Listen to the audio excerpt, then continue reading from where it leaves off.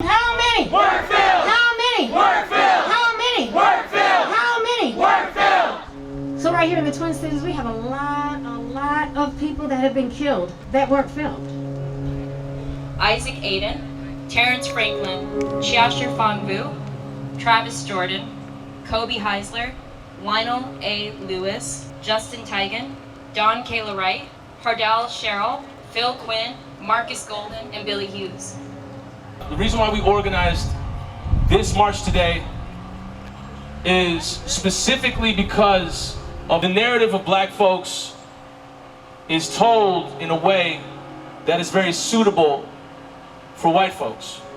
We didn't make progress. The world didn't respond until they saw George Floyd filmed.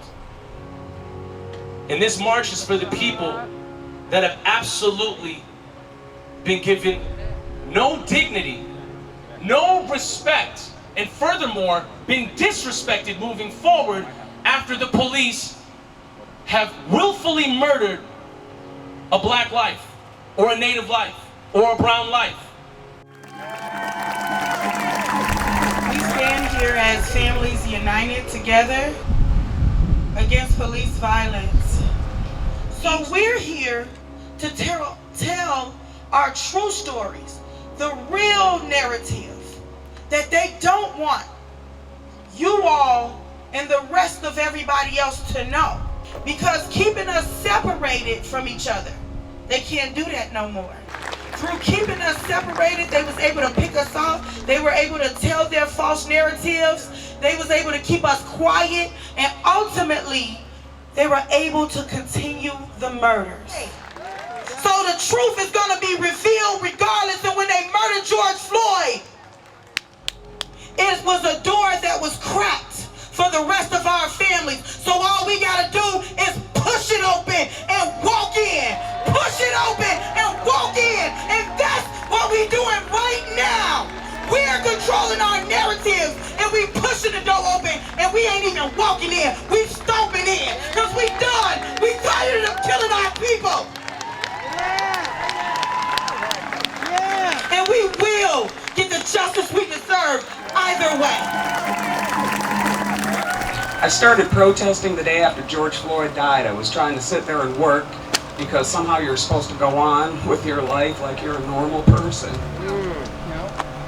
Pay your bills and work a 40-hour work week. And that morning after, all I saw was George Floyd, George Floyd, George Floyd, George Floyd.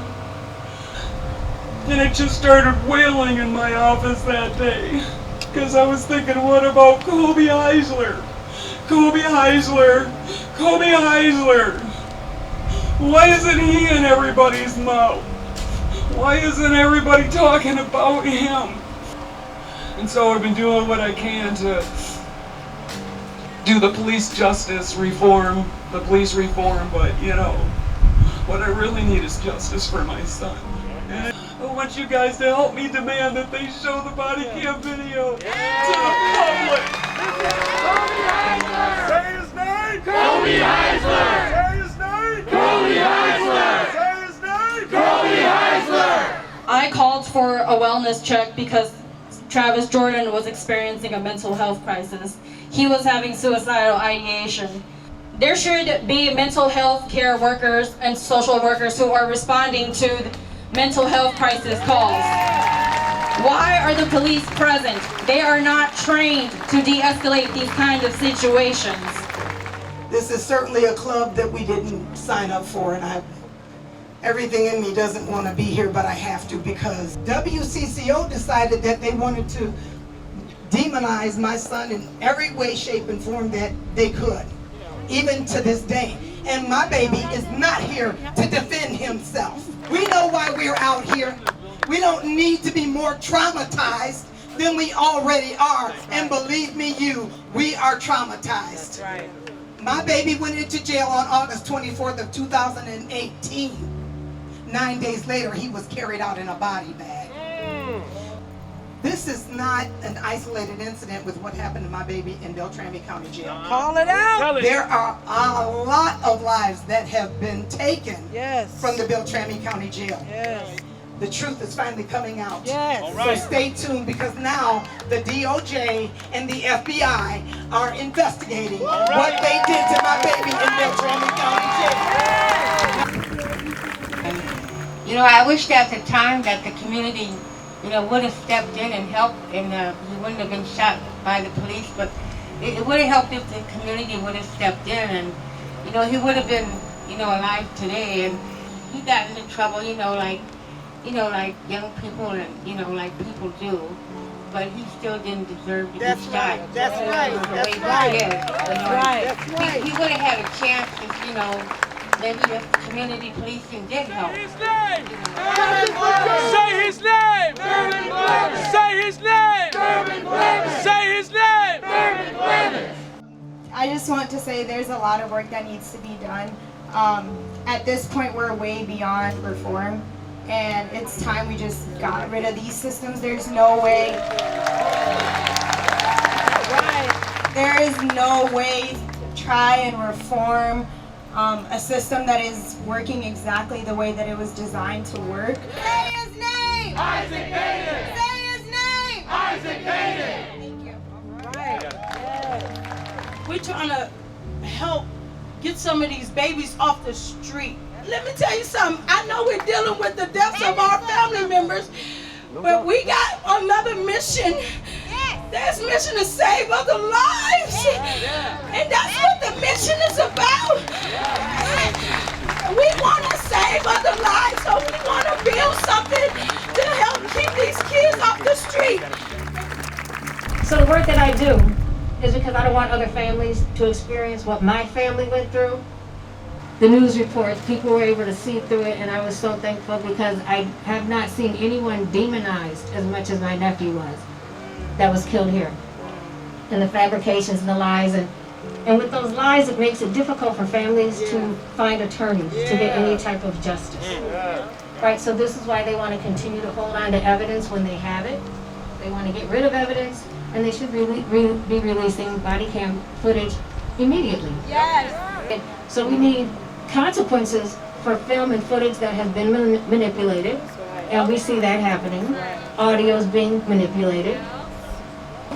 And it's nothing that one person can do alone. It truly takes a village, and this community here is a village, and I'm proud to be a part of it, and I'm proud to be here with all of you. And I thank you so much for taking the time on a 90-degree day to be here and standing in support of the family.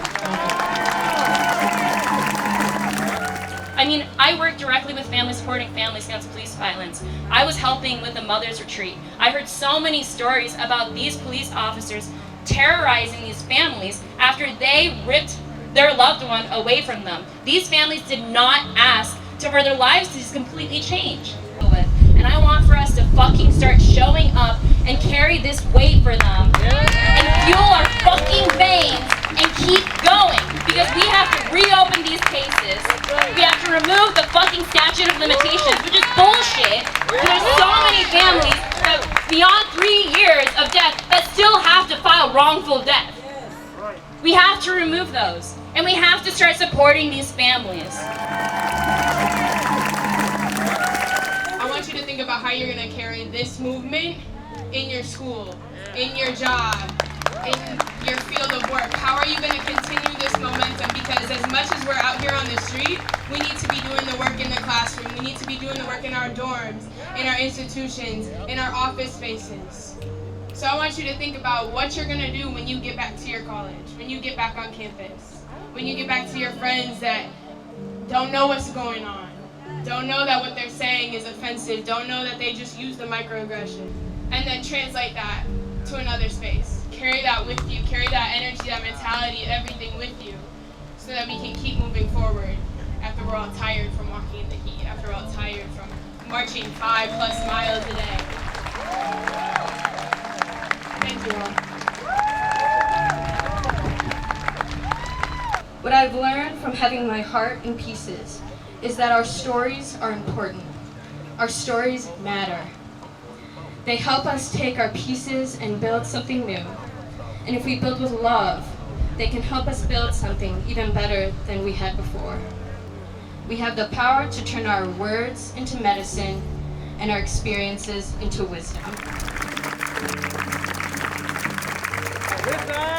This state was rated as one of the most unwelcoming states in the country because there was more people leaving than coming in, so much that it was affecting the economy. And the top two demographics that were leaving, one were people that were coming in from out of town and were like, what the hell is this? And the other demographic that was leaving here, young professionals of color. Surprise, surprise.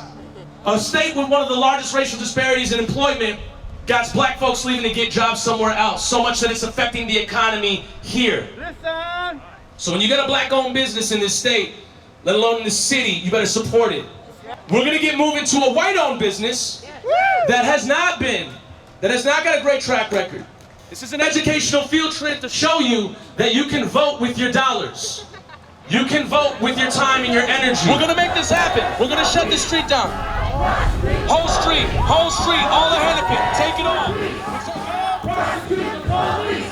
No justice, no peace. If George don't get it, shut it down. I said if George don't get it, shut it down. I said if George don't get it, shut it down. If you're an uptown passerby, you can join this march. You don't have to be passive, you can join the march. You can give up that white comfort and join us and get uncomfortable like all these other white folks. Whose streets? Our streets. Whose streets? Our streets. Whose streets? Our streets. Black lives, they matter. Hey? I said black lives, they matter. Hey? Black lives, they matter. I said black lives, they matter. Hey? Black lives, they matter. This coffee shop right here, a man named Andi Epperley sat down at a table near the back of the Spy House Coffee Roasters on Hennepin. He had invited an associate for a meeting that morning. They talked for a bit until a Spy House staffer approached their table. Epperley says she told them they'd been there for 10 minutes, maybe more. And according to Spy House's policy, they needed to order something. Epperley apologized. When she didn't budge, he asked to talk to her manager. He'd been patronizing Spy Houses for his MN for MN meetings for a while. Is that stated anywhere? Is that written down? Because I've never seen it, Epperley said. The manager told him that if they didn't order something or leave, they were going to call the police. For what, Epperley asked?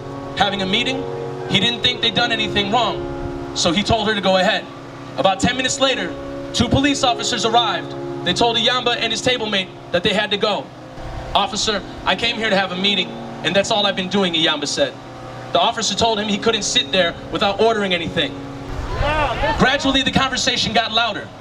The officer telling Epperley he was going to be placed under arrest in 10 seconds, and the other officer telling him to put his hands behind his back.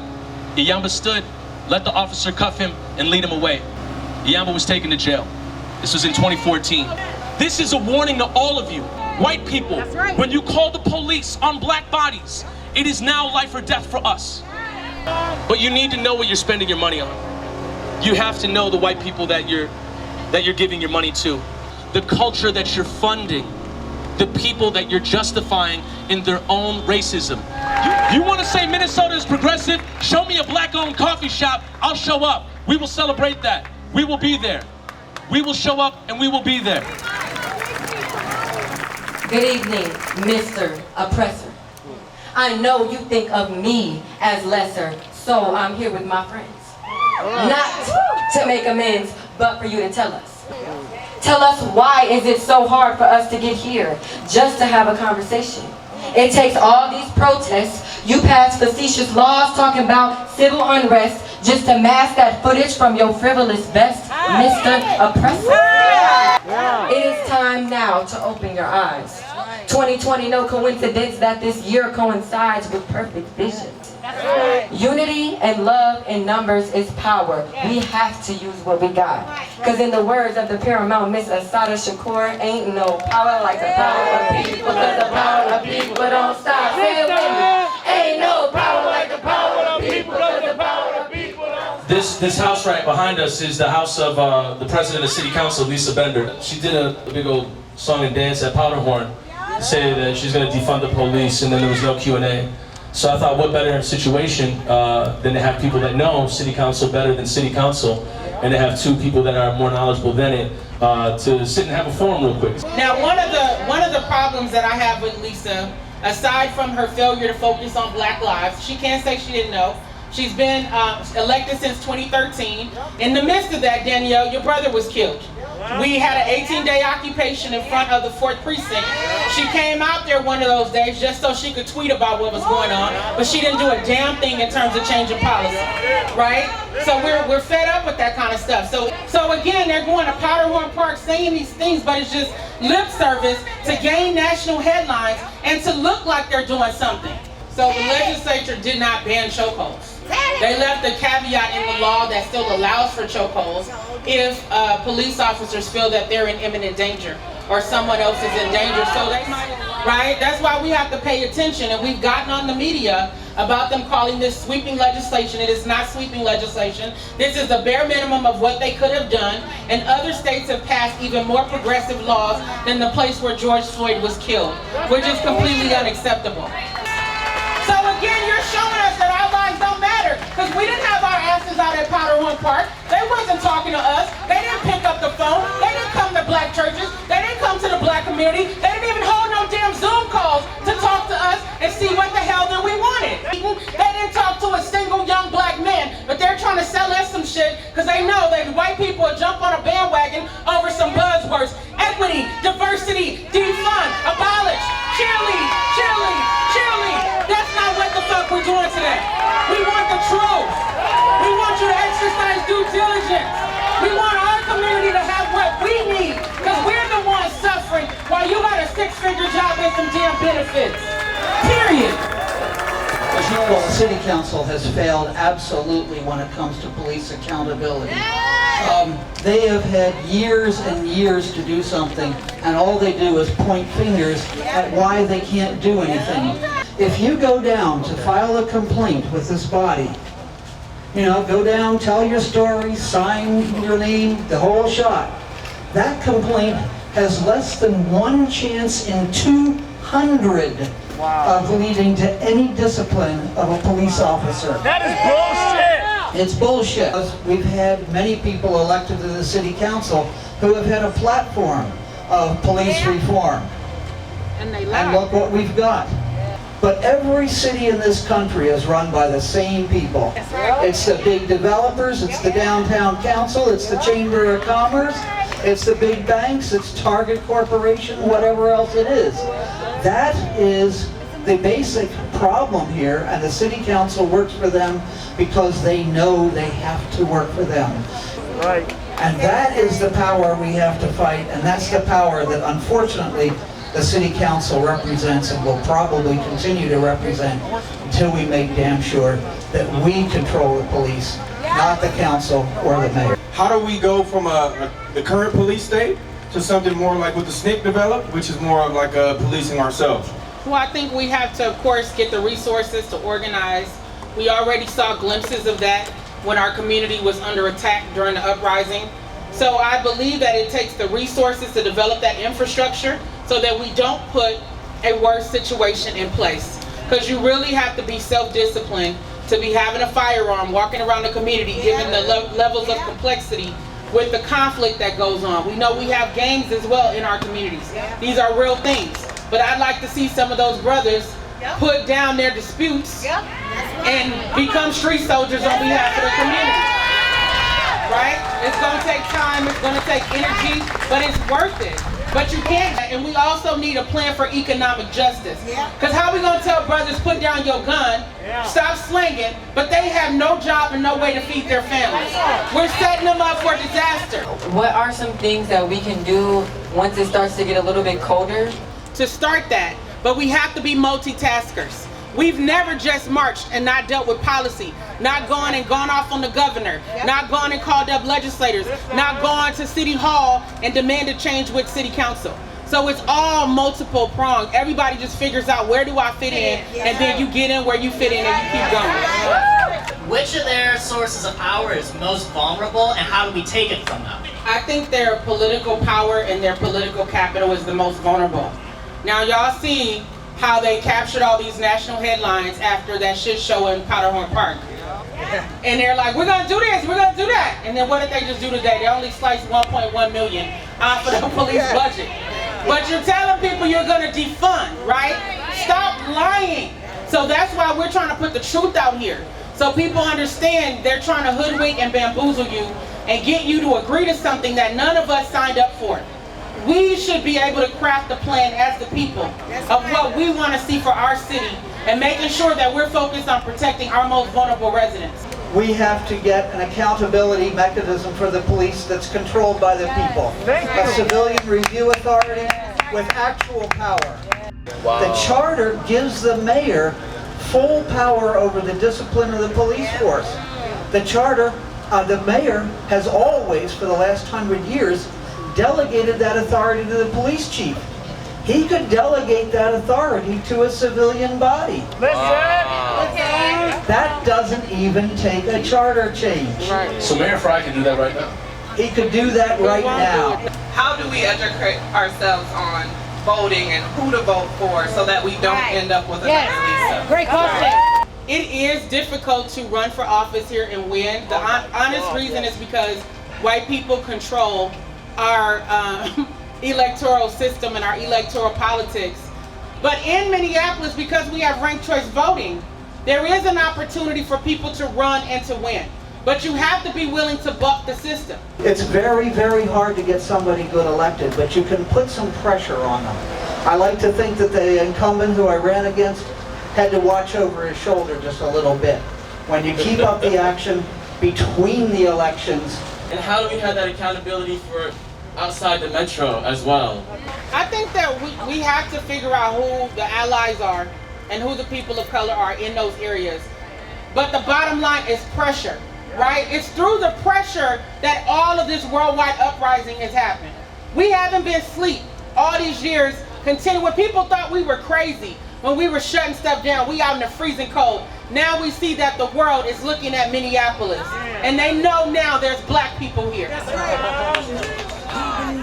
Home streets, nigga. When I home streets, looking at the world like home streets, nigga. And we hate home streets. When it comes down in the home streets, nigga. I made the picture streets. My knees getting weak and my home streets. But we gon' be alright. We gon' be alright. Nigga, we gon' be alright. We gon' be alright. Nigga, you mean that you feel me? We gon' be alright. We gon' be alright. We gon' be alright. Nigga, we gon' be alright. Nigga, you mean that you feel me? We gon' be alright. He's gonna come, come, come, go. Hey, hey, hey. Oh, oh, oh. He's gonna come, come, come, go. Hey, hey, hey. Oh, oh, oh. He's gonna come, come, come. Your favorite dark nights in my prayers. There's nothing wrong with this house, but there's blood on this land. Terrence Franklin was shot in the basement of this house by the Minneapolis Police Department. Listen! Ballistics showed that he was shot in the back of his head. That's execution style. That's 2013.